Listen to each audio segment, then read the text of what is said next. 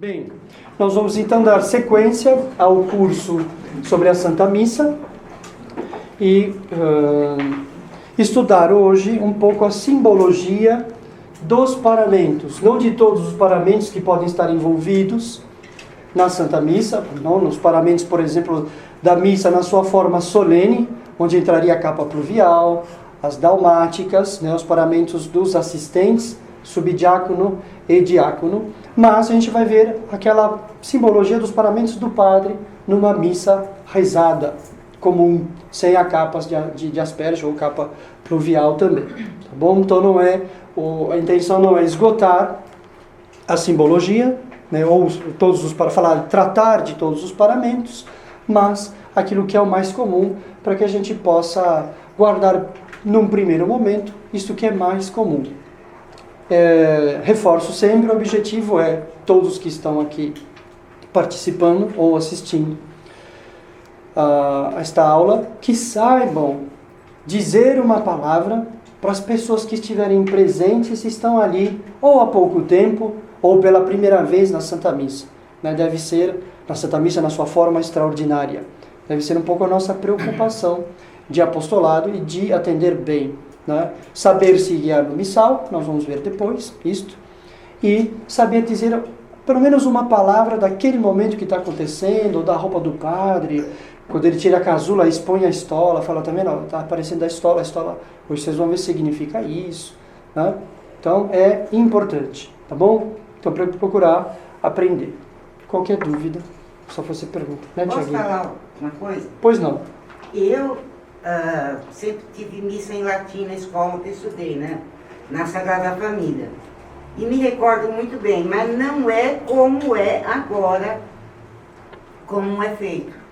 O agora só diz nas igrejas atuais? Mais solenidade. Ou essa missa que a senhora acompanha conosco? Tem mais solenidade que a minha época, em que eu estava no Sagrada Família e a missa era em latim. Uhum. Pode ser que nós atualmente, por um certo lapso que houve, de transmissão da missa, que nós sigamos mais ainda ao pé da letra as rubricas e ela está um pouco mais restaurada. Tá. Pode acontecer isso. Que seria o mais por exemplo, eu não aprendi com um padre que seja muito mais velho do que eu, que tenha rezado a missa antiga antes da reforma. Eu não aprendi com este padre. Então a gente recorre aos livros para saber e acaba sendo mais fiel. Pode ser isso. Tá bom? Por nada. Então, aula 4, simbologia dos paramentos sagrados. Que eu traduzi do espanhol um pouco às pressas, talvez apareça algum errinho aí, ou escape alguma palavra. Coloquei esta frase, sempre interessante ter, eu gosto de uma imagem, de uma frase, tudo funciona como composição de lugar e um pensamento central. Vamos ver se o Roberto reconhece esta frase. Robertinho, reconhece esta frase. Et induite novum hominem, qui secundum Deum creatus est, in justitia et sanctitate veritatis. Reconhece? Sim. Parece com o quê? Aquela para pôr a batina. Para pôr a? Sobreperis. Muito bem, Roberto, sabia que você ia saber. Muda um pouco duas palavras, o verbo em vez de induite, induime, a gente pede indueme domine, novum homine qui secundum Deum creatus est, in innocentia et sanctitate veritatis. São Paulo, a Epístola aos Efésios, quer dizer, e revesti-vos do homem novo que foi criado por Deus, em justiça e na santidade da verdade. Então, se revestir do homem novo, os paramentos da Santa Missa, e toda vez que um seminarista, ele vai comparecer a alguns ofícios, por exemplo, laudes, vésperas ou a Santa Missa, ele veste a sobreperis e reza essa oração. A gente vai ver, tudo tem um sentido, e é estar revestido do homem novo. A sobreperis, pela sua cor, branca, representa a graça. Então sempre lembra a pureza para agradar a Deus. Ninguém pode agradar a Deus sem pureza. Então isso é uma coisa sem a graça, a igreja toma isso da Sagrada Escritura, dos Evangelhos, né? Nosso Senhor diz de estar com a roupa adequada para a festa, para um banquete, um dos convidados não está adequadamente vestido e ele é lançado fora, né? Nas trevas exteriores, onde há fogo e ranger de dentes. Né? Isso representa o não estar na graça de Deus. Revestir-se do homem novo, o homem novo é Cristo. Aqui está nosso Senhor ressuscitado com vestes brancas, né? E Ele é quem pode dizer para nós, sobretudo, para que nós nos revistamos do homem novo. Todos os paramentos que o padre vai usar, e mais ainda, né, o bispo, que é a plenitude, seria mais bonito ainda, né? Nós analisarmos a roupa do bispo, porque ele veste a tunicela, ele veste a dalmática e ele veste a casula. Ele veste os paramentos das ordens inferiores, do subdiácono e do diácono, porque ele tem a plenitude, né? A plenitude da caridade, né? A plenitude do amor a Deus, a perfeição no amor de Deus. Então todos esses paramentos eram coisas muito preciosas. E deixando de usá-los, foi se perdendo o sentido. E a santidade requerida para o santo sacrifício também foi deixando para trás. O hábito não faz o monge, mas também não ajuda ele a ser monge se ele não veste o hábito. As ideias se perdem sem os acidentes que lhes são próprios. E outras ideias são produzidas por acidentes impróprios. O homem que pinta as unhas não se parece com um homem. Tá certo? Então o padre tem que se vestir como padre, na missa e fora da missa. Semper pater, né? Sempre padre. Sempre exteriorizando o invisível do caráter sacerdotal por meio das vestes. Isso é importante. Nós não somos anjos, nós somos seres humanos. Já vimos nas aulas anteriores, nós necessitamos do apoio do sensível, né? Do apoio destas coisas que são visuais. Então os paramentos, eles nos ajudam. Ajudam o padre a se preparar, minimamente para a missa. Dizer aquelas orações e ver o que aqueles paramentos significam. Né? Se ele se veste bem, ele entra já bem preparado. É uma pequena meditação. Tá? Então, revestivos do homem novo, do homem redimido, do homem que está na graça de Deus. Né? A roupa representa o estado de graça. É interessante sempre marcar esse caráter sagrado, a distinção entre o sagrado e profano. Isso para nós importa. Por que importa? Porque o modernismo, heresia na qual se vive hoje, né, ainda estamos permeados, cercados pelo modernismo, e o cerne dele, conforme descrito na Pascendi, né, por São Pio X, é a não distinção do sagrado e do profano. Ou seja, igualar as duas instâncias, os dois universos. E aqui nós nos apoiamos numa frase de São Jerônimo, para ver que esse princípio a igreja não inventou, né, com o Concílio de Trento, e nem posteriormente, em nenhum concílio, senão que era a doutrina corrente, já presente nas Escrituras, né, São Jerônimo do século IV.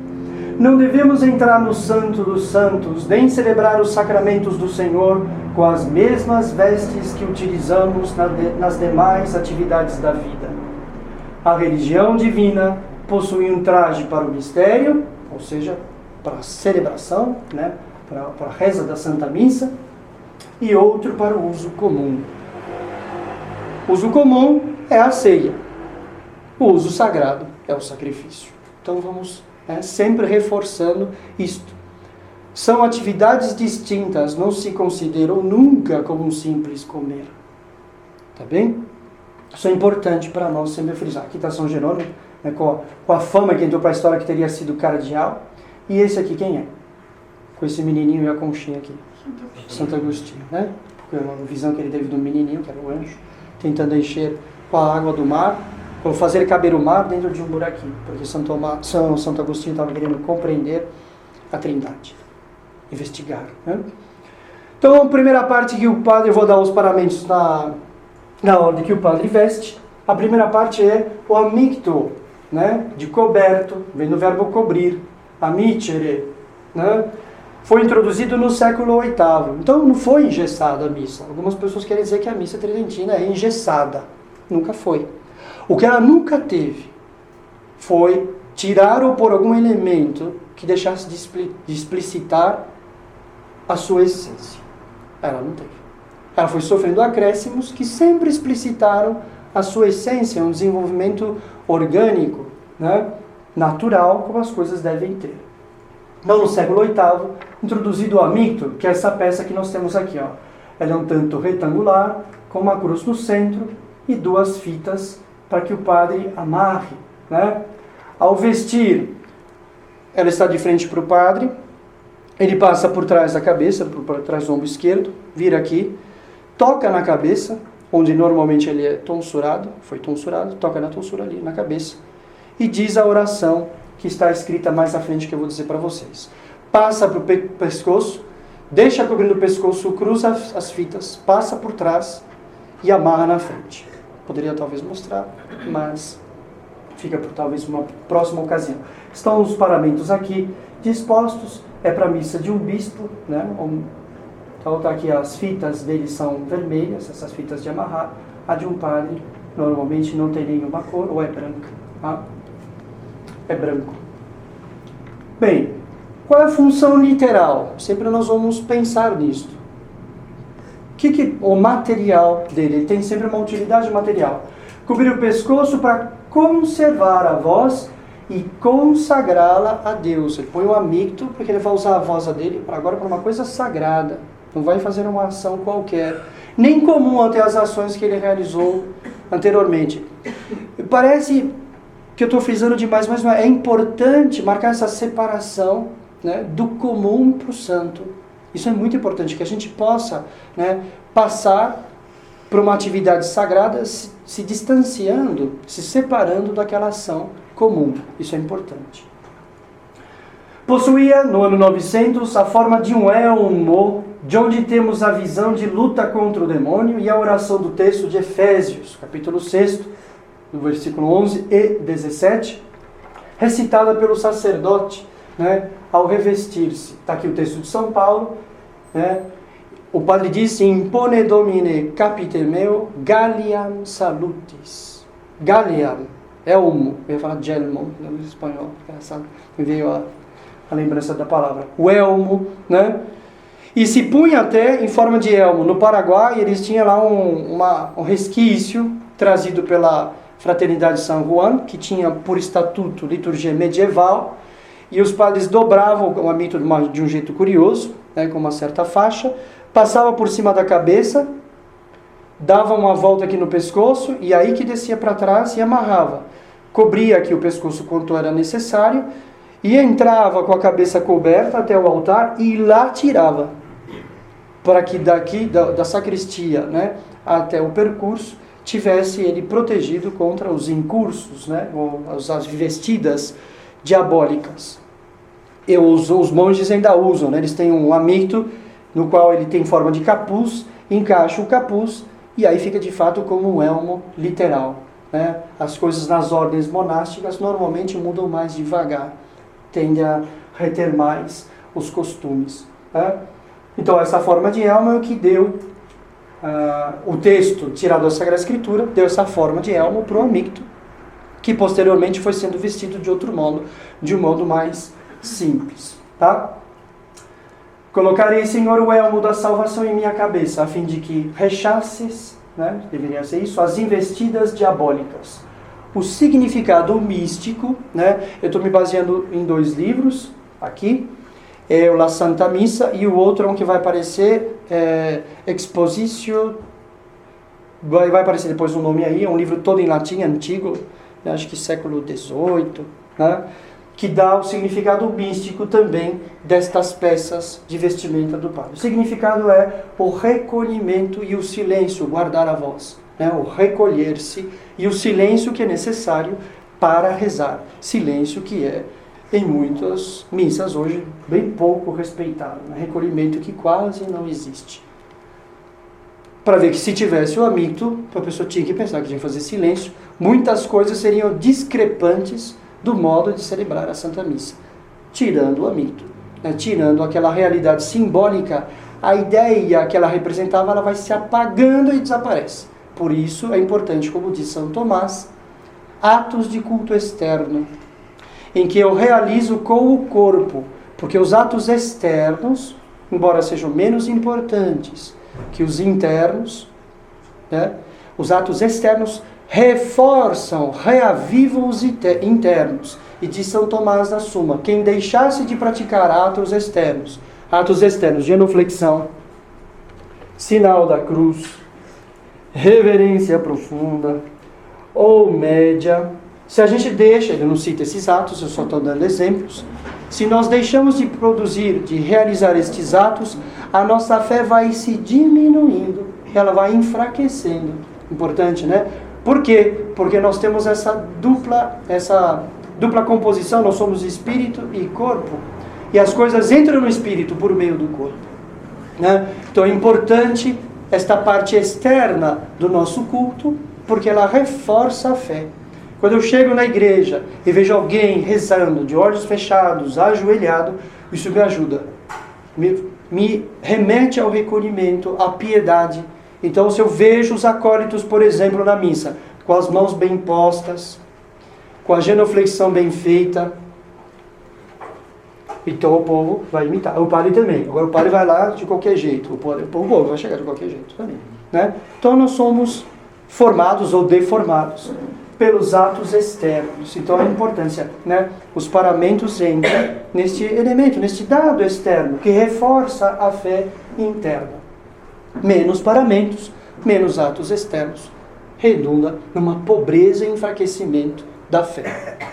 Bom, origem... não, já mudou aqui, já acabou? Mito, já acabou, né? E eu não coloquei a oração, falei que ia colocar, e esse não dá, mas os outros vai estar. Impone Domine capite meu, Galliam salutis ad expugnandum diabolicus incursus, né? Para que eu rechace as investidas diabólicas. É bonito, né? A consagração dos pensamentos e o pedido para Deus da proteção. O padre vai rezar a missa, o demônio mesmo nessa hora pode tentar, né? Não tem o nome do paramento no próximo. Alva. Alba. A alva, né, que é uma peça de linho. Como nós vimos, a simbologia do linho, que foi que envolveu o corpo de Cristo, né, depois da descida da cruz e que levou até o sepulcro. Pano de linho com rendas nas extremidades, né, mais ou menos trabalhadas, conforme os recursos financeiros do sacerdote, né? Então, está aqui a alva, frente no manequim, no padre, já posto o símbolo que nós vamos ver depois. Aqui por trás também, e ele de costa para a gente ver como é que é. Origem, né? O uso da alva. Era uma grande túnica de linho que as pessoas de distinção usavam no Império Romano. Depois que a igreja foi deixando de ser perseguida, né, e passou a ser apoiada pelo Império, o que foram fazendo os imperadores? Né? Foram dando distinções do Estado para o clero. Porque como eram pessoas de nobreza espiritual, se entendeu que se devia distingui-los do simples povo. A dalmática era uma coisa que usavam um certo cargo lá, que agora eu não me lembro, em Roma. E foram dando para os eclesiásticos. Tá? Então essa túnica era literalmente algo de distinção. Tá certo? A brancura, significados da alva. Sua brancura indica a suma pureza dos que seguem o Cordeiro sem mancha. Está no Apocalipse, né? Aqueles que não têm os virgens ou as virgens seguem o Cordeiro aonde quer que ele vá. O que quer dizer isso? Para os puros, para os castos, não tem nível que eles não sigam nosso Senhor Jesus Cristo. Não há segredos entre nosso Senhor e eles, para mostrar o quanto Deus ama a pureza. Relaciona-se também a Santa Missa, nessa sigla aqui, remembrando, ou se alguém estiver vendo pela primeira vez, está nessa página aqui do livro. Relaciona-se também com o manto branco dos loucos, isso nós conhecemos, com o qual Herodes mandou revestir o Senhor. Aqui em São Lucas, a sabedoria da cruz, que é sacrifício, né? Da cruz, sacrifício, é loucura para o mundo. Nosso Senhor foi falar com Herodes, né? Levaram Pilatos, querendo se livrar do problema, sabendo que Herodes se encontrava em Jerusalém, né? Mandou Cristo falar com ele. Certo? Porque Nosso Senhor pertenceria à jurisdição de Herodes, Então mandou falar com ele. Só que com Herodes Nosso Senhor não fala. Cristo não dá a palavra para Herodes. Por quê? Porque Herodes era assassino, tinha mandado matar São João Batista. E Nosso Senhor, fiel amigo e, portanto, ao matrimônio, não falou com Herodes. Tá certo? Na Epístola 1 aos Coríntios, de São Paulo, né? Mas nós não pregamos a Cristo crucificado, né? Nós pregamos a Cristo crucificado, escândalo para os judeus e loucura para os gentios. Claro, era um Deus fraco, humanamente falando, né? Não podiam aceitar, né, este fracasso os pagãos, sobretudo pagãos romanos, que estavam dominando pela força, pelo poderio, né? Não poderiam conceber, seguir um Deus que fosse deste modo. E tem que se pregar a cruz, que é loucura para o mundo, né? Então o padre, quando se reveste de branco, tem este elemento histórico da distinção que ele tem. Então ele deve lembrar que ele é distinto de um fiel leigo, no sentido que ele tem mais deveres e mais renúncias a fazer, tá certo? Ele deve se lembrar disso, que ele está sagrado, separado, distinto. Ele deve levar uma vida à parte, com menos prazeres ainda que um leigo. Não vai se divertir do mesmo modo que um leigo poderia se divertir licitamente, né?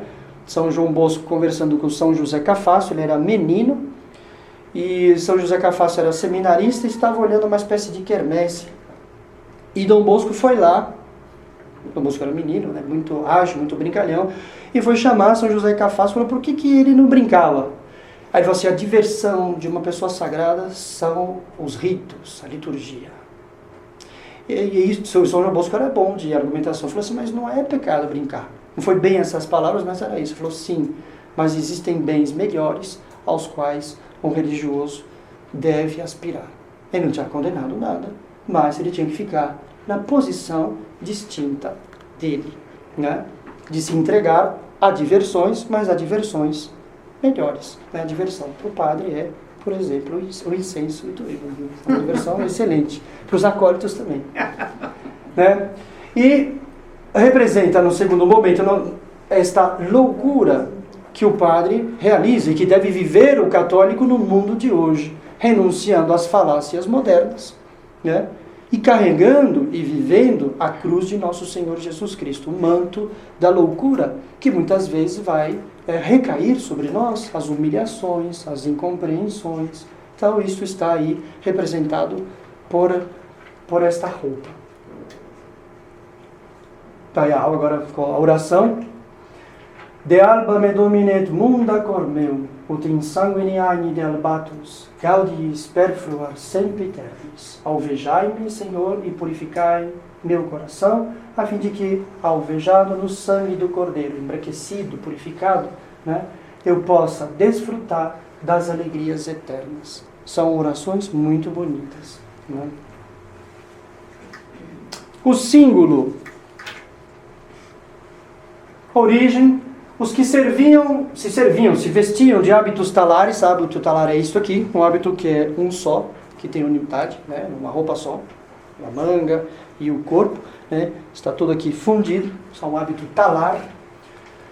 Sempre usavam um cordão ou cinto para sujeitá-los e andar mais comodamente. Quando não está desarmado aqui, o comprimento aumenta, fica difícil se locomover. Então, sujeitar significa prender a roupa, né, mais junto ao corpo, fica mais fácil para se mover, né, e atuar. Então, o símbolo está aqui, ele está guardado, né, está dobrado de um jeito. É uma corda que tem esses pingentes na ponta. Está aqui mais desdobrado, o padre revestido com ele. Aqui tem um certo nó que se faz. Esse nó tem um significado, Hã? né, padre? Esse tipo de nó, O nó que é se um dá? pouco peculiar, assim, Eu acho que dos lados. o nó tem dois nós que se podem dar. E ele põe no lado porque fica fácil depois passar prendendo a estola, que nós vamos ver posteriormente. Aí entra um aspecto prático, né, da vestimenta e da vestição, do modo de se vestir. Os romanos é um povo extremamente prático, né? Então eles foram simplificando tudo. A casula, que a gente vai ver depois, antecipando, só para ilustrar esse espírito prático, ela era uma coisa fechada, era um tecido grande, um grande círculo com um furo no centro, e o padre passava a cabeça por ali e aquilo recobria o corpo inteiro.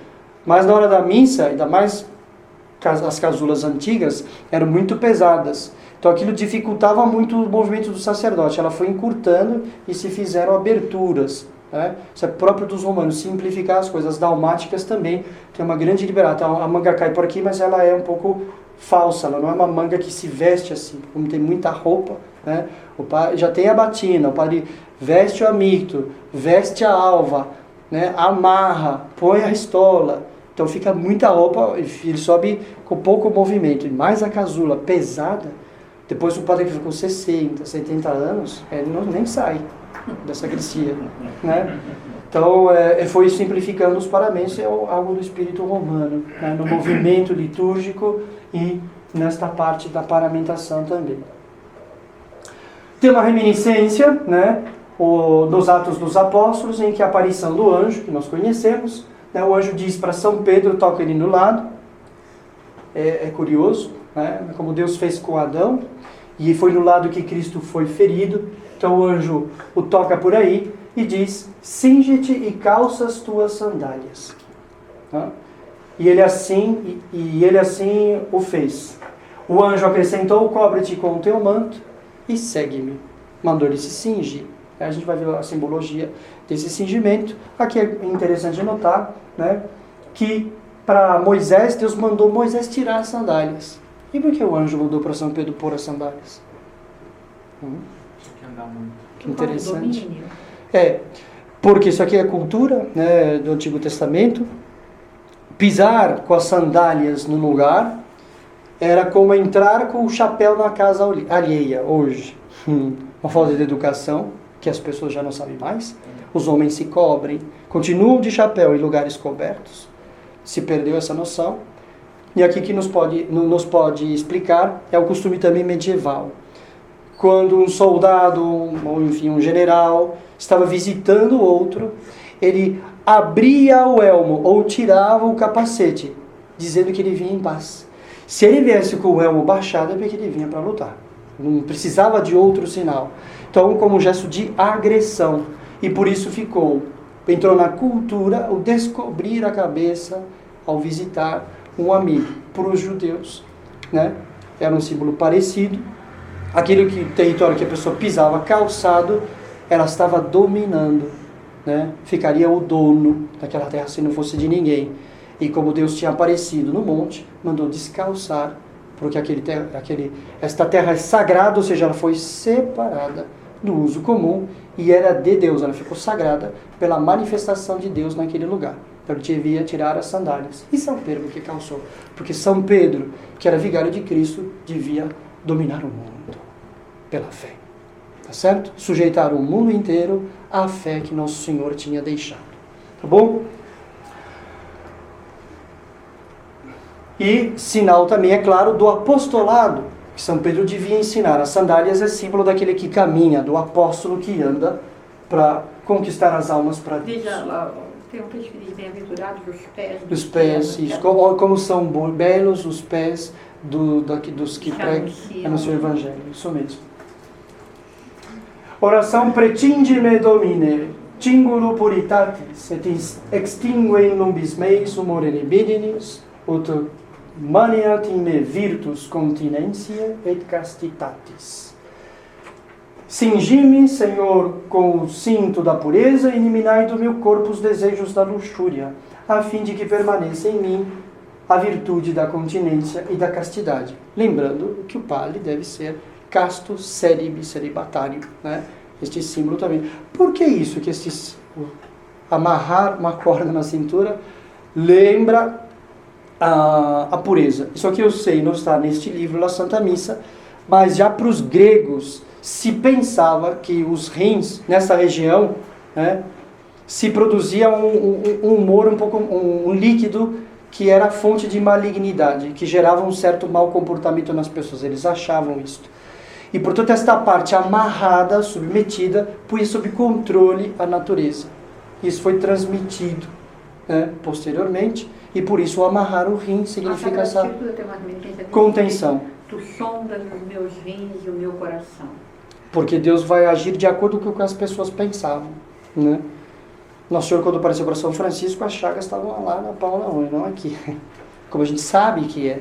Tinha que ter sido por aqui, por quê? Por aqui, não dá para crucificar. Mas Nosso Senhor apareceu para ele como ele via, ele achou que era, né? E assim Deus também fala isso. O Espírito Santo fala deste modo. Se aí seria a fonte de impureza, ter esta parte que seria, a gente vai dizer depois, a concentração, por assim dizer, da concupiscência, isto sob controle, poria tudo sob controle. Por isso o padre entra cingido, né? Acho que vai ter mais aqui. Sujeição das paixões, né? Representa a castidade e a pureza, portanto. As cordas também se representam as cordas com que Cristo foi atado, né, durante a paixão. Aqui está o livro que eu falei, né? Expositio totius mise literaris et mystica. Então, a corda no pescoço de Cristo. O padre tem uma corda que não está no pescoço, mas está na cintura. Depois vai pôr a estola que a gente vai ver. A castidade com que foi adornada a santa humanidade de Cristo desde a sua criação, né? O Senhor foi sempre célibe, né? Foi puro, foi casto, e a corda representa, lembra ao sacerdote esta pureza de Cristo. Tanto quanto possível, o sacerdote deve imitá-la, né? Está lá então, cingido, a corda no pescoço, e aqui lembrando o cingimento de Cristo. O manípulo, né, que é uma peça hoje mais incomum, que se deixou, não se utiliza mais. A origem dele, no início era chamado mápula, que significa paninho, né? Mápula é o diminutivo, pula, esse sufixo, né, um diminutivo no latim, que era um pequeno guardanapo, um pequeno tecido. Em latim, manipulum, como é o N, significa, né, um punhado, um feixe. O que se pega com a mão. Uma coisa que são vários gravetinhos, vários do mesmo elemento, que se junta e se faz um feixe, né? Manípulo, tá? Punhado, e significa também uma toalhinha. Servia para enxugar o rosto ou o pescoço, né, do padre. Era uma coisa que tinha uma função prática. Então era um tecido simples que estava ali preso para que ele pudesse se enxugar, né? Tem padres que transpiram uma barbaridade, né? Se já está quente, se reveste dos paramentos, então fica muito quente e de fato transpira. E pode ser extremamente conveniente para a missa, né? Vai se debruçar em cima da hóstia, né? Não é conveniente. Então havia isto. Esta função durará até o século XII, né? Até a Idade Média, quando o manípulo passará a ser tão adornado que não se utilizará mais para se enxugar. Então vai ganhando enfeites, está vendo? Não foi engessada a missa, ela sofreu uma transformação no paramento. Ele tinha um uso e depois caiu esse uso, porque virou uma peça já também para decoração, e vai ganhar um sentido mais simbólico do que material, que é muito mais interessante. Se enxugar, todo mundo pode se enxugar qualquer pano, né? Agora, o sentido que vai ter o manípulo, tá vendo? Ele vai no braço esquerdo, tá aqui São Felipe Neri, né?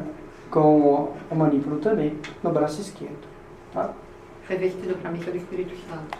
Hã? Tá de vermelho, que ele gostava do Espírito Santo, né? Mais um para mim. A oração Merear Domine, portare manipulum fletus et doloris, ut cum exultatione, recipia mercedem laboris. Então tá lá os feixes, tudo isso vai ter um significado, do trabalho, né? E a transpiração, que transpira quem trabalhou. Ambas as coisas remetem para um sentido, né, que nós vamos ver. Que eu mereça, Senhor, portar o manípulo do pranto e da dor, a fim de que com júbilo receba a recompensa do trabalho. Tem um salmo, né? Salmo 126, euntes ibant et flebant, portantes semina sua, levando a sua semente, né? venientes autem, voltando, regressando, porém, vinham, né, com júbilo, trazendo os seus manípulos. Né? Ou seja, o fruto do seu trabalho. Quem leva a semente chora, quem traz o... Quem semeia na dor, com alegria colhe. Também tem outro salmo que diz isso. Nós semeamos na vida, quem semeia na dor, quem neste mundo não tem um espírito mundano e vive a loucura da cruz, ou seja, semeia na dor. Eu devo plantar com sofrimento. O que é plantar com sofrimento? Me abster das coisas mundanas, do modo como os mundanos vivem, vivendo para o prazer. Eu semeio na dor, ou seja, na privação, né? Na tristeza, na mortificação, que são os santos. E depois eu vou colher na alegria. E quem semeia na alegria vai colher na tristeza. O inverso tem que ser dito. Né? Não há uma condenação categórica das riquezas, nem da felicidade, mas um aviso, cuidado. Se você está vivendo só para a felicidade, ou buscando só a felicidade nesse mundo, como é que você vai encontrar a outra felicidade? Né? E como diz um salmo que diz, não, é o livro dos provérbios, né, que eu gosto de dizer para os jovens, o que não plantaste na tua mocidade, como esperas encontrar na tua velhice? Na tua mocidade você se entregou aos prazeres, não se controlou, não foi casto na mocidade, não foi puro. Como é que você quer na velhice ser puro? Você não foi humilde. Como é que você quer na velhice ser humilde? Você tem que começar desde cedo. E aí esse texto seria complementado, né?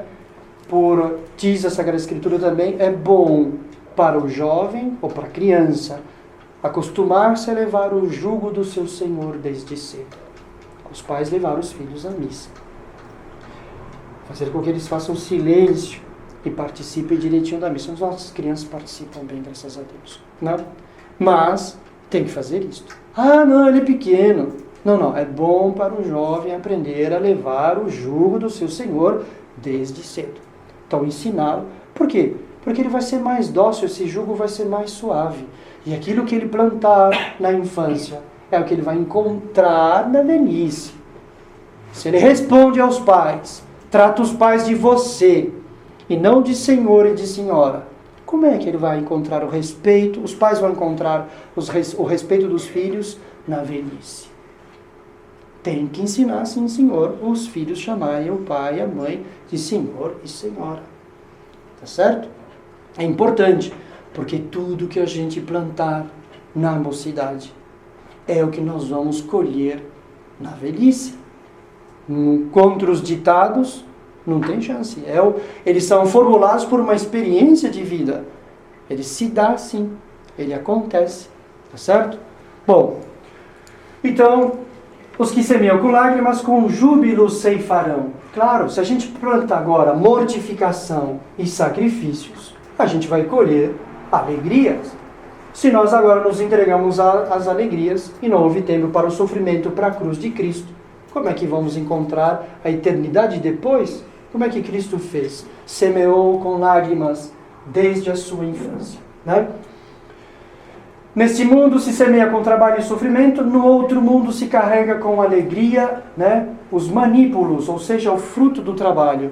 O padre ele põe para lembrar que o trabalho dele é em dor e lágrimas, em sofrimentos e em privações. E também lembra ao mesmo tempo o fruto prometido por Deus nosso Senhor. Lembrem-se, e aqui é interessante, do sonho de José do Egito, que viu o quê? Um dos sonhos, né, que ele viu o sol e a lua, mas um dos sonhos dele era os manípulos, os feixes de trigo que os irmãos tinham colhido. E o feixe dele no centro, mas muito maior, e que os feixes dos irmãos até se curvavam para o dele. E aí ele contou esse sonho para o pai. Os irmãos gostaram do sonho? Não. Por quê? Porque eles não queriam ser humilhados. Eles tinham que se vergar para o irmão. E se curvaram de fato. Vamos avançar a história. Quando eles chegaram e viram José do Egito, que estava lá, que não parecia irmão deles, com todas as insígnias do segundo depois do faraó, eles se prostraram. Ele entendeu. Ele fez que nem São João Bosco, que quando chegou na inauguração da igreja de Roma, do Sagrado Coração, entendeu tudo. E Dom Bosco estava com um feixe bem grande, mas um feixe de lágrimas e de dor. E José do Egito também. Ficar escutando os irmãos deliberarem, vamos matá-lo. Não, não mata, vamos jogar num poço. Rubem, né, o irmão mais velho, falando, não vamos matar não. Vamos colocar aqui no poço, não vamos sujar, nos tornar impuros com o sangue dos nossos irmãos. Como se vendeu jogar no poço, não manchasse a alma. Quer dizer, uma coisa de materialismo, né? Mas pense que agradável para José do Egito ver isso, desprezo, o ódio dos irmãos por ele. E ele foi vendido. De fato, o feixe dele era o maior, porque a cruz dele foi a maior. Ele sofreu mais. Ele foi glorificado depois, mas ele sofreu mais. Quem semeia na dor, colhe na alegria. Demorou. Deus sabe fazer bem, né? Mas para que nós tenhamos bem claro. O feixe dele era o maior. Sim. Uma pergunta aqui. Por que atualmente os padres não usam mais a batina, o hospitalar, ou os religiosos não usam mais o seu hábito? E também por que a missa ficou, em termos de paramentos, mais empobrecida, usando-se apenas a alva e a escola? Porque com a reforma da missa, podemos resumir assim um pouco as coisas, para não dar todas as causas, né? O Concílio Vaticano II jamais mandou tirar os hábitos. Bento XVI, recentemente, enquanto era Papa, pediu para que se fosse no ano sacerdotal, etc., fossem com os hábitos religiosos a Roma, comparecesse. Muitas pessoas pensam que o Concílio mandou tirar os hábitos. Pode mandar o documento para mim, que eu quero ler. Não existe, não vão procurar porque não existe. O que existe aqui é uma ideia que invadiu, que permeou a igreja depois da reforma, né? Como se tudo tivesse mudado e que se tivesse que romper com toda a separação entre o sagrado e o comum, que a gente diz profano, que pode soar duro aos ouvidos, mas diz, isso, significa o que é comum. Então, e também com um desejo de retornar às fontes, com uma certa refontalização, que antes, que ninguém tem fotografia, mas que antes era tudo simples e que era todo mundo igual, que ninguém se distinguia. Isso também não é verdade, né? Então, com este intuito de criar uma maior proximidade com o povo, como se isso fosse uma tática pastoral, não definida literalmente pelo concílio, isso foi um espírito que veio, né, sobre religiosos, uma onda que invadiu a igreja, como se tudo fosse mutável. E buscando esta proximidade com o povo, acharam que os hábitos, as roupas, né, causavam por demais separação com o povo. Tá certo? E aí foi tendo esta simplificação, pensando que isso se tornaria as coisas mais puras e melhores para Deus, em vez, porque nós temos agora a grande comprovação, que uma primavera que se esperava com essa reforma, veio uma grande tempestade para a igreja. Que é isso que nós estamos atravessando, né? Isto, não estar vestido como padre, confunde as pessoas, confunde o próprio padre, confunde o próprio monge, tá certo? Então isso não fez bem, por isso seria bom que se retornasse sim aos hábitos, tá certo? Não sei se respondi a pergunta, era um desejo de simplificação e de um pretenso retorno às fontes. Ora, né, isso não devia ser feito assim, porque a igreja, no seu desenvolvimento, foi adotando usos e costumes que cada vez mais explicitavam o caráter sagrado. Não adianta querer voltar antigamente. Veja São Jerônimo, a citação que eu dei no começo. Tá certo? Então não é coisa que antigamente não era assim. Já era assim. Já se pensava assim. Deus ditou, né? Deus mandou fazer roupas especiais para o serviço no templo, que nem era a Eucaristia, que não era a Santa Missa, né? Mandou fazer roupas. E tinha uma roupa que o Sumo Pontífice usava para entrar uma vez por ano no Santo dos Santos. E ele tinha que entrar, ele se vestia num átrio que tinha perto lá do Santo dos Santos e entrava. Ele não podia sair com essa roupa desse átrio, senão ele morreria. Então, que fonte é essa que queríamos voltar? Que primitivo é este que se queria voltar? Isso é um primitivo fictício, tá certo? Com a ideia de que Parece que tudo hoje, ou que tudo a igreja inventou, né? E não é assim. A igreja é uma continuidade, inclusive, de uma tradição que havia já no Antigo Testamento. De um outro modo, né? Os paramentos do sacerdócio judaico eram outros, bonitos, como eu já disse de outra vez. Quem sabe algum dia eu comento, tem uma epístola de São Jerônimo que trata brevemente da simbologia, era interessante. Mas é isto, então, esse desejo de simplificação ou uma pretensa refontalização, mais ainda como tática pastoral, né, aproximar-se de uma maneira errada dos fiéis. Deve haver uma proximidade. O padre, o religioso, deve ter essa proximidade, sim, mas como religioso e como padre, e não como simplesmente um igual, simplesmente. Tá certo? Porque ele deve se sacrificar mais, como a gente viu o feixe dele, né, a lembrança, a memória dos trabalhos e das dores, né, a renúncia que deve ter um religioso e um sacerdote, né, são maiores do que as pessoas comuns. Tá certo? Não sei se respondi.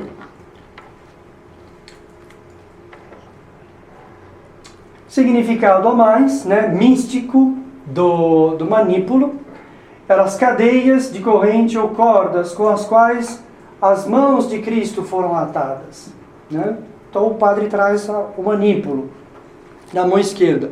Quando ele vai pregar, ele tira o manípulo e põe em cima do missal, como símbolo de que a palavra de Deus não tem que ter compromisso com ninguém. Ela deve ser anunciada livremente, para não servir a nenhum poder deste mundo, mas para servir a Deus Nosso Senhor. Ela não está atada por nenhum poder neste mundo. E ela deve ser pregada livremente. Tá certo? Ou seja, contra os costumes mundanos, sempre. E não servindo a nenhum poder temporal. Diz então Fletus et Dolores, as dores que Cristo padeceu por todos os pecados do mundo. Né? Esse manípulo lembra as dores, os trabalhos que o padre, o sacerdote, tem que sofrer enquanto outro Cristo para a salvação e serviço, né, das almas. O sacerdote deve chorar por todos os pecados de todos os demais homens.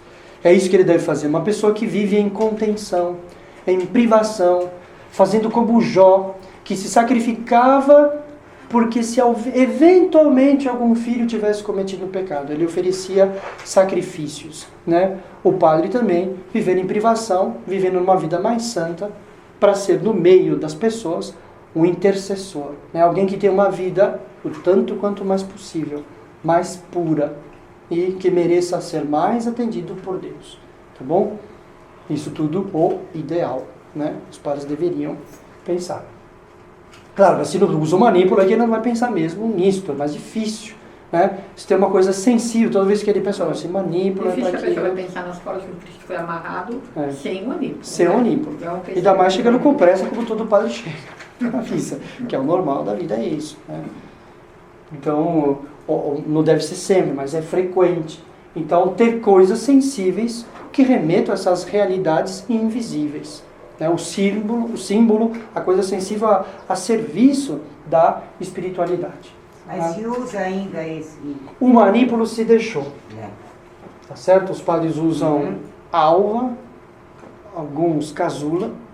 Mas a maioria é só alva e estola, né? Só alva e estola é bastante frequente. No Paraguai eles eram mais piedosos. Houve a fase Monsenhor Olivieres também que ensinou várias coisas, né? Que teve todo um cuidado. Né? Era todo o pontificado de Bento XVI teve uma grande influência, né? No serviço litúrgico, especialmente, né? Ou pelo menos marcadamente.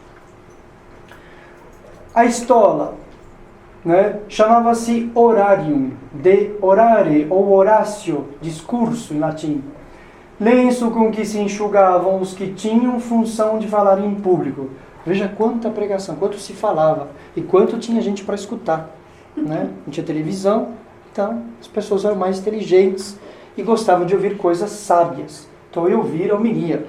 Os comentários de Santo Agostinho aos Salmos são homilias. Eu falava 1 hora, 2 horas. Por São João Crisóstomo também. Também, os comentários da epístola, eram, claro, sermões, né? Grandes oradores, pessoas de grande erudição, de grande vida espiritual, né? De grande compreensão, grande santidade e compreensão dos textos sagrados, então falavam, discorriam longamente. Então, também um outro tecido que evoca este labor, né? Acho que o padre devia fazer isso atualmente, né? Falar 1 hora, meia hora e meia. Acho que a gente vai receber cartas depois, olha, fala para falar menos. O recomendado são 15 minutos, né, de homilia. Claro, numa festa maior ou mais solene, se pode falar um pouco mais, meia hora, etc. Né? O recomendado é isto, 15 minutos, como regra prática, né? Não um mandamento, mas fica aí a recomendação. O uso prático. Ninguém ficar mostrando o relógio e o padre passar, né, padre? O sacudindo, né, para ver se o relógio quebrou, que a hora não passa. Que é pior, né, pessoal? Sacudindo o relógio. Que nem agora para a aula. 52 minutos.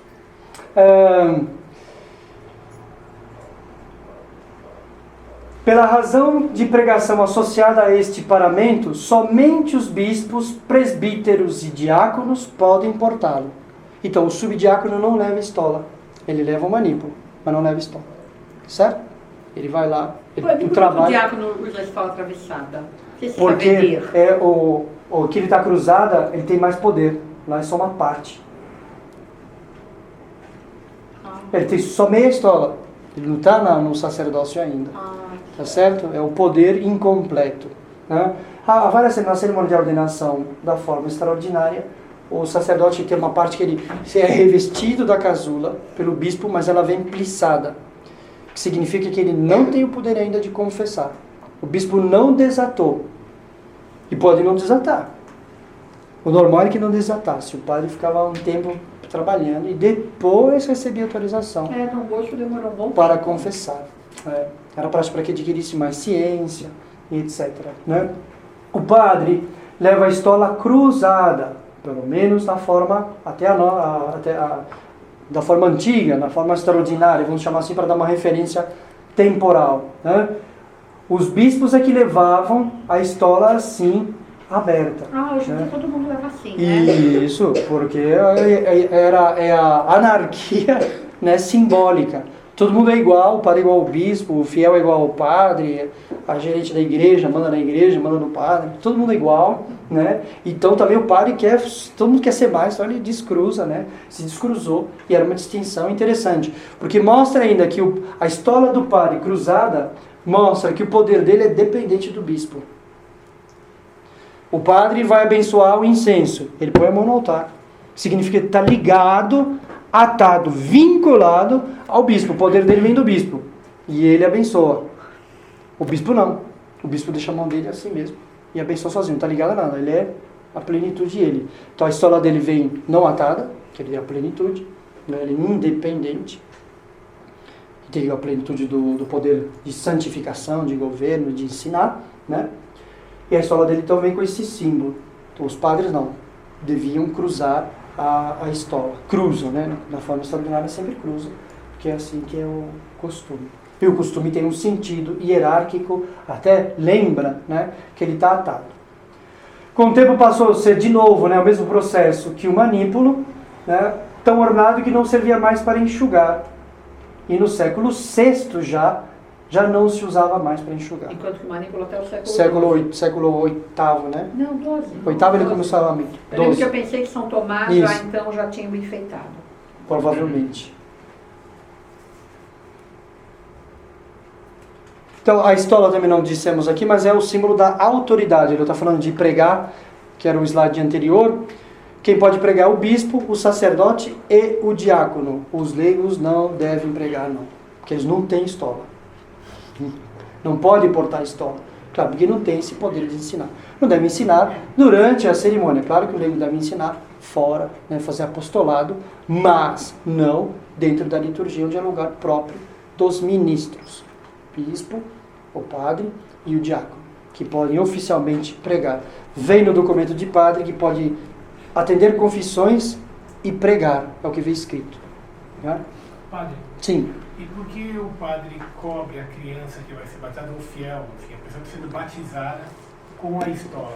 A estola, tá. A pergunta que fizeram é por que o padre, ao batizar na forma extraordinária, né, o batizando fica ao lado esquerdo do padre, Por que o lado esquerdo, hein? E não direito? Porque não está eleito de Deus ainda. E está fora da igreja, porque quem não tem a graça santificante não está ainda. Se não é batizado, né? Se é batizado e perdeu, pertence à igreja, é um membro morto, mas pertence à igreja. O pecado mortal não mata a fé. Isso é uma heresia. Mas o não batizado, ele se encontra realmente fora dessa sociedade e vai ser introduzida nela. Ele é recoberto pela estola, porque a estola tem, entre muitos símbolos, ela é o símbolo da autoridade sacerdotal, né? No exorcismo, o padre põe, e isso sempre causa influência, sempre causa repúdio ao demônio. É um elemento, os paramentos sacerdotais são normalmente abençoados por um bispo. Né? Então ele recobre a criança com a estola, porque significa a autoridade da igreja, a autoridade sacerdotal, o padre é outro Cristo. E a veste representa sempre os méritos de Cristo, que vão ser, pelo batismo, estendidos àquela criança, e que agora é simbolicamente, né, antecipado. E ela entra na igreja, não por méritos que ela não podia ter, mas pelos méritos de Cristo. E ela é posta, introduzida, levada até o batistério, coberta, porque sem a graça ninguém pode entrar. Né? É a saída simbólica. Como é que ela não pode entrar sem a graça, mas tem que entrar para ser batizada? Então, mostra que ela vai ser revestida, né, com uma roupa que ela não tinha. A graça não é inerente ao homem. De novo, contra o imanentismo, que é modernismo. Ninguém nasce com a graça. Ah, mas o nascimento não é uma graça? Começa a criar confusão com a palavra. Né? Saúde não é uma graça? Mas não é graça no sentido sobrenatural, da justificação do pecado original. Tá certo? Então é isso. A estola é a autoridade sacerdotal, representa ali os méritos de Cristo que vão recobrir aquela criança, e é por isso que ela entra no templo de Deus. Né? A oração: Redemici Domine stolam immortalitatis, quam perdidi in prevaricatione primi parentes, sed quam vis indignus accedo ad tum sacrum mysterium, mere tamen gaudium sempiterno. Concedei-me, devia ter apagado Senhor, a estola da imortalidade que perdi pela prevaricação do primeiro pai. O que quer dizer isso? Olha só, ele faz alusão ao pecado original. E a estola representa a imortalidade. O padre ele vai revestido de imortalidade. Se ele persevera nesse caminho, né, vai ser imortal. Né? Ser imortal no inferno é ruim. E o inferno existe. Né? Ser imortal no inferno não é propriamente vida, mas senão que uma morte eterna, para os sofrimentos eternos. A vida eterna é para a alegria. Então, e faz alusão ao pecado original, a inocência perdida por Adão e Eva, que eu perdi, né, no meu primeiro pai. E, ainda que indigno de vosso sacro mistério, eu mereça, entretanto, a alegria eterna, por esse serviço prestado a Deus, sobretudo pelos trabalhos de Cristo, que é o grande José do Egito, cujo feixe foi maior ainda na sua paixão. Né? Os trabalhos de Cristo foram muito maiores, e os méritos, os frutos também muito maiores. O traje de honra é de autoridade espiritual. A pergunta do batismo foi antecipada. Né? No matrimônio, o padre põe a sua palma da mão e a estola da mão esquerda, né? Ao lado esquerdo da estola aqui. A noiva põe a mão dela por cima, a mão esquerda dela por cima. O noivo vai pôr a mão dele direita por cima e o padre põe a mão dele por cima com a outra parte da estola. E aí ele profere, né, com a autoridade sacerdotal e declara o matrimônio. Quem realiza o matrimônio são os noivos, que são os ministros neste sacramento. E o padre é testemunha da igreja que acolhe aquela promessa e vê que aquilo foi feito conforme ao que a igreja entende do ponto de vista contratual, né, e da fé. Então no matrimônio também a estola, e nas bênçãos o padre, quando vai abençoar os objetos, põe a estola. Porque é importante. Por que ele põe a estola? Claro que o poder anda comigo. Se eu abençoar alguma coisa, ou um padre abençoa alguma coisa, ela está abençoada com ou sem estola. Mas basta ver pela prática, né? Põe sobre peliz, põe a estola, abre o ritual. lê para abençoar, faz água benta, que exorciza a água, exorciza o sal, e depois junta os dois. Eu quero água benta do padre tal. Não, peraí, a água benta é a igreja que faz. Mas as pessoas querem por quê? Porque fica patente. O caráter sacerdotal é uma coisa invisível. A gente olha para o padre e não vê que ele é padre. O símbolo ajuda. E como é um sacramental, reforça a bênção, desperta mais ainda a fé da pessoa. Então ele vai abençoar uma coisa, ele se reveste da estola pelo menos, vai administrar a confissão, da estola pelo menos. Tá? O ideal é que tivesse com a sobrepeliz, sempre que possível. Na confissão também? Também utiliza. Né? Porque para purificar tem que estar puro. Claro, o sacramento vai sempre produzir o seu efeito, mas o próprio do sacramento será administrados na graça. Então a sobrepeliz exterioriza. Né? É sempre um lembrete, estar puro para receber os sacramentos, a não ser a confissão, que a pessoa vai privada da graça de Deus, e aí é um sacramento que restitui a graça.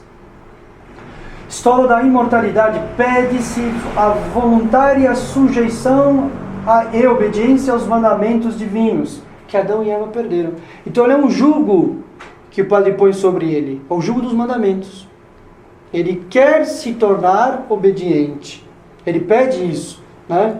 Que ele se torne dócil aos mandamentos de Deus. Quantas graças, né, pede um padre ao se vestir? Ele entra cheio desses desejos e vai vestindo estas coisas. Obviamente que Deus atende esses desejos. Se eu não desejo nada, Deus nos dá, em geral, na medida dos nossos desejos. Então o padre, ao se vestir para a missa, né, se reveste, né, vai cheio de bons desejos. São Tomás diz, padre, no comentário São João, que todos os bens espirituais só são concedidos na medida em que são desejados.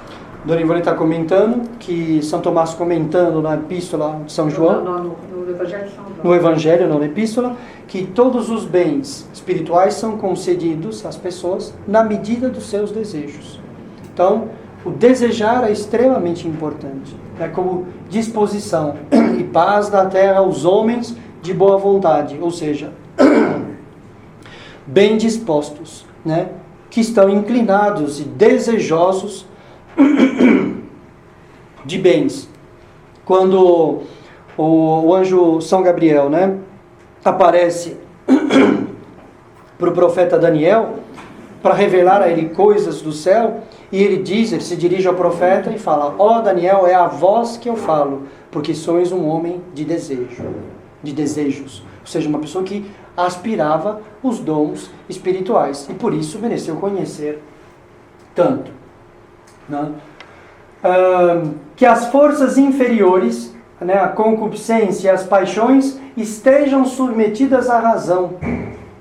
Por quê? Porque esse era o dom da integridade, né, que existia em Adão. Todas as paixões inferiores, o cansaço, que Adão não tinha, praticamente não tinha cansaço nenhum, né? O sofrimento que pudesse dar algum trabalho, né? Todas estas coisas estavam sujeitas à razão, perfeitamente sujeitas. O apetite, né, dele estava perfeitamente submetido à razão. Então, Adão se governava perfeitamente. Isso nós perdemos. Nós queremos ficar dormindo quando devemos estar acordado e trabalhando. Nós queremos comer carne quando não é para comer. Você tem que fazer algum jejum. Nós sofremos. Estas paixões inferiores, a concupiscência, essa inclinação para estes bens, ela é desordenada. Elas querem nos comandar. E muitas vezes nos comandam. Né? Então, o padre pede isto. Ele se lembra daquela ordem que havia, esta ordem original, e suplica a Deus que esta ordem seja estabelecida por exercício da virtude, auxílio da graça, claro, né? Esta ordem inicial. Então, ele fala todos esses dons que Adão perdeu no paraíso, né, que Deus possa restituir, que Deus possa dar a graça, né, para que a gente cumpra a lei dele.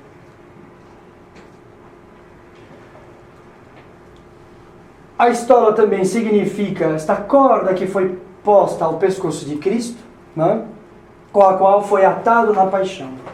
sua perfeitíssima obediência à vontade do Pai Onipotente. Esse aqui é aquele livro em latim que trata dos significados místicos. Então, o padre não pede outra coisa senão a mesma submissão de Cristo, né? Sofrer a paixão, sofrer todas as incompreensões, cumprir aquilo que é a vontade de Deus, a santíssima e perfeitíssima vontade de Deus. Todos estes símbolos recapitulando, né, a paixão de Nosso Senhor. Nenhum deles a ceia, né? Na última ceia do Senhor, foi que ele instituiu a Eucaristia. Foi. Exatamente. Nosso Senhor vai dar um sacrifício novo, um modo novo de oferecer sacrifício e cultuar a Deus, né? Foi a última ceia e começou, Nosso Senhor instituiu a missa, foi a primeira missa, terminada a última vez que ele comeu o Cordeiro Pascal e realizou a primeira missa. A casula, que vai ser um diminutivo também, a origem era grande e redonda, como eu disse naquele exemplo de espírito de simplificação e praticidade romana. Ela era redonda, pena que eu não coloquei aqui, se chama essa casula gótica, ela é um grande círculo, né, com um furo aqui. E ela veste, fica interessante, o caimento é bonito também, pela majestade que tem e recobre toda a pessoa, né? Por fechar o sacerdote, né, essa aqui, sobretudo essa redonda, que tinha mais essa ideia, passou a ser chamada, né, de casinha. Casula é diminutivo de casa, né, de uma pequena casa. Ou seja, bom, a gente vai ver também símbolo de recolhimento, né, de interioridade e não de exterioridade. Era tradição comum dos homens que usavam manto, sendo depois abandonado, conservando-se apenas as pessoas consagradas. Todo mundo se vestia desta maneira, uma espécie de poncho. Essa uma ideia aqui é mais próximo, não é exatamente o mesmo corte. Poncho tem uns outros cortes para diminuir, acho que nessa parte aqui da manga, dos braços, é um pouco mais curto. Essa aqui não, a casula era inteira, né? De modo que para o padre poder rezar, se faz aqui algumas dobras e aí ele pode se movimentar, né? Todo mundo usava e aí foi se restringindo às pessoas sagradas. Essa é uma casula romana, né, chamada de casula violão. Ela tem a forma parecida com a de um violão, né, ó. Tá vendo? Ela é cavada aqui as mangas, antes as mangas caíam inteira, que havia tecido toda, não está aqui de perfil, mas ela é como uma espécie de escapulário, né? Aqui é a frente, aqui é as costas. Nas costas, normalmente, ela traz uma cruz e nós vamos ver aqui o símbolo, tá? A oração a revestir-se da casula. Domine quid existe iugum meum suave est, et tonus meum leve, fac utistud portare sic valiam, quod consequar tuam gratiam. Amém. Tá? Então, fazendo alusão, Senhor, a tradução, Senhor, que disseste, meu jugo é suave, meu peso é leve. Fazei com que eu possa carregá-lo de modo a merecer a tua graça. E ele se reveste da casula, né? Como Cristo se revestiu da cruz. Por isso ela vai ter a cruz nas costas. A figura é, o padre rememora o sacrifício de Abraão, que conduziu Isaac, seu filho, com um feixe de lenha às costas. Nós sabemos que isso era uma figura de Deus Pai, conduzindo Cristo com a cruz de madeira às costas no Monte Calvário. A caridade que deve cobrir o sacerdote e o jugo suave de Jesus Cristo. Claro, porque a casula é de pano, então ela é leve, ela não é como o patíbulo, que pesava entre 40 e 50 quilos, aquela parte horizontal da cruz, né? Bastante pesada, e o braço da pessoa era amarrado naquilo.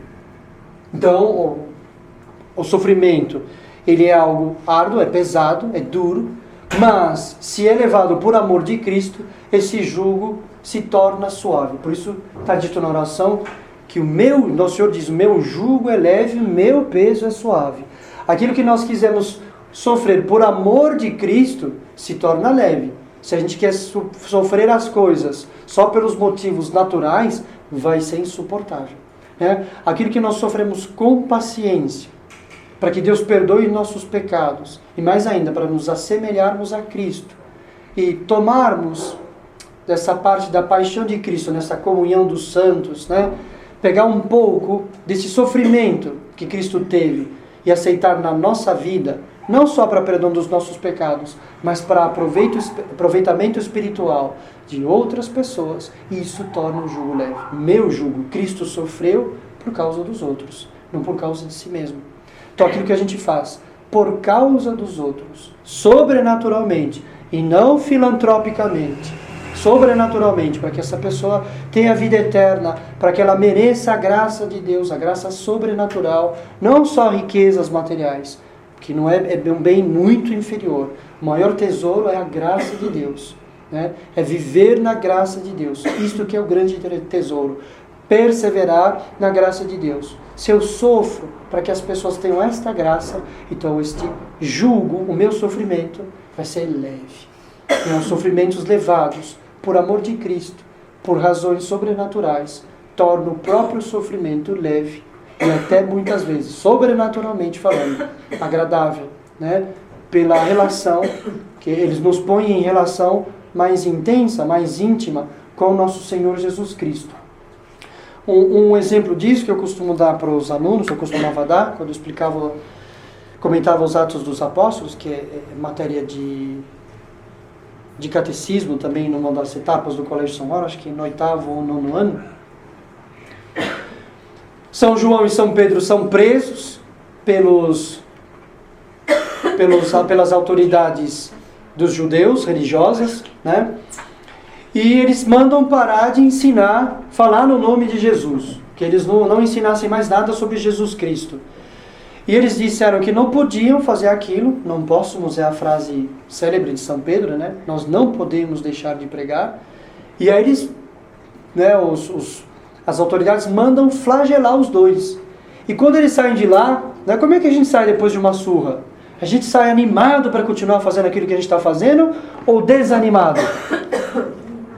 Desanimado, né? Ou continuar fazendo. Não. E eles saíram de lá contentes por terem sido encontrados dignos de sofrer pelo nome de Jesus, né? Então, os sofrimentos suportados por amor de Cristo são leves e até, se a santidade, o amor é grande, né, são desejáveis e agradáveis. Isto aqui é, do ponto de vista sobrenatural, muito bem entendido. Uma graça especial, né? O jugo de Cristo é leve. Sofrimentos suportados ou causados por Cristo, né? Por causa de Cristo, recebidos por causa de Cristo, né? Tem a promessa do próprio de nosso Senhor Jesus Cristo de torná-los leves. O jugo de Cristo é a cruz, né? Porque ele carregou sobre os ombros a cruz. Nessa oração se pede a virtude da cruz, a própria negação de si mesmo. Então o padre se reveste da casula e pensa tudo isso, ele vai meditando. Padre, dá para pensar tudo isso, só levou 1h30, quase, para explicar tudo isso. Como o padre vai levar 1h30 para se vestir? Ele não vai pensar tudo de uma vez, e vai pensar outras coisas além dessas. É bom saber algumas, para depois pensar em outras, né? E quando o padre entra, vai pensar em tudo isso. O padre entra para o altar, né? Mas eu cheguei 5 minutos depois do começo da missa, então já não vai pensar mais nada. Você vai chegar já cantando, respondendo a missa, tudo atropelado, né? Tem que chegar antes, se preparar e ver o padre que chega, né? E pensar. O sacerdote é Cristo, que sobe o altar calvário, com a cruz sobre os ombros. Nós vimos, o paramento tem a cruz lá atrás, né? Para oferecer o quê? Um sacrifício. Todos os elementos remetendo ao sacrifício. Por fim, as cores das casulas, nem sempre o símbolo foi o mesmo, mostrar que não foi engessada.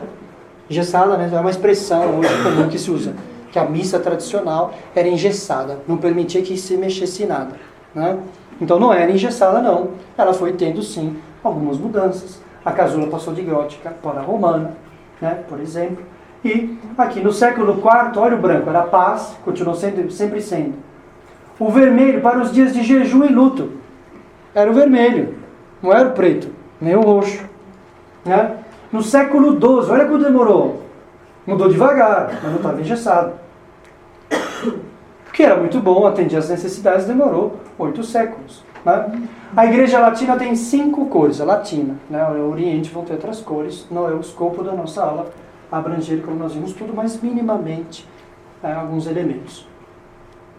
O branco continua sendo alegria, brilho, pureza, né, o júbilo. Os mistérios gozosos e gloriosos do rosário são, né, quando aparecem as fases, né, o ciclo litúrgico, ao longo do ciclo do ano litúrgico, aparecem estas festas e vão ser comemoradas por estas cores. Os confessores, virgens e doutores, sempre o branco. Né? Não, aqui é o dourado. Aqui o branco.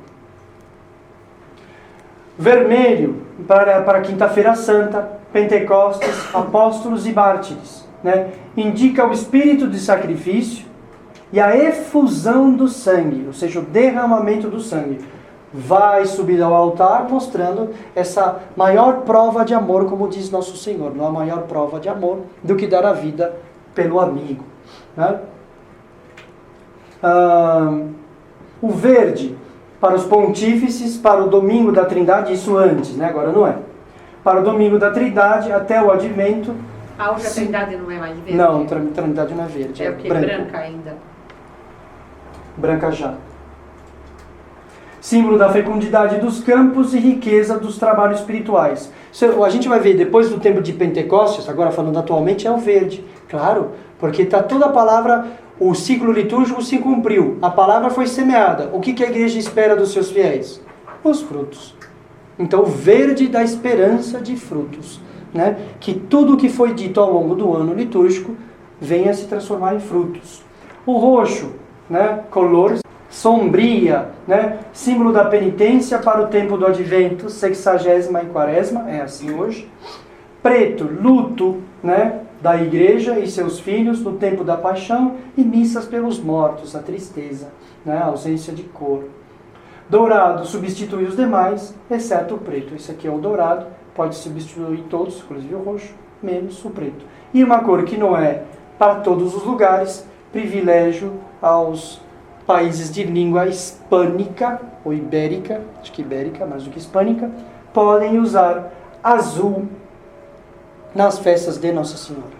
O que também é muito bonito. Como ela tem um culto na igreja, que é único de hiperdulia, nada melhor do que não cultuar Nossa Senhora simplesmente com o branco ou o dourado, mas com uma cor que fosse mais específica. Aqui, a Imaculada Conceição, né, aqui no Brasil tolera-se, se permite usar o azul, né, que é uma grande festa. Vamos aí rezando para que possa se difundir este privilégio, né, português e espanhol para o mundo todo. Bom, se não há nenhuma pergunta, então podemos rezar e encerrar. Em nome do Pai, do Filho e do Espírito Santo. Ave Maria, cheia de graça, o Senhor é convosco. Bendita sois vós entre as mulheres, bendito é o fruto do vosso ventre, Jesus. Santa Maria, Mãe de Deus, rogai por nós, pecadores, agora e na hora de nossa morte. Amém. Nossa Senhora, Mãe do Bom Conselho, rogai por nós. São Bento e São Mauro, rogai por nós. Adiutorium nostro in nomine Domini. Benedictio Dei Omnipotentis, Patris et Filii et Spiritus Sancti, descendat super vos et manet Sancti.